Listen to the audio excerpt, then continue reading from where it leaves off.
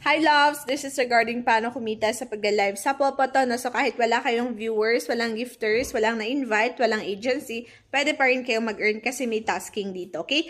So patapusin niyo yung video para magka-idea kayo. So sabi niya dito, bakit bawal mag-quit kapag nasa agency po? So, depende sa rules ng agent. So, ako agent ako sa Popo, no release policy ako, kaya wag kayong magjo-join sa agency ko kung ayaw nyo ng no release policy. Okay? Most of the agent, lahat ng agent hindi nagpapa-release.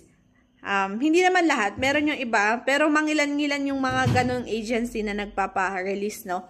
Ayan. So, sa akin, hindi ako nagpapa-release, guys, kahit anong gawin nyo. So, make sure na, before kayo mag-join sa agency, dapat alam nyo yung rules ng agent, benefits ng agent, bago kayo mag-join. So, message nyo lang ako. Hindi naman sa pilitan yung pag-join sa agency. So, message nyo ako sa FB page ko, Vines Vlogs yung pangalan ko.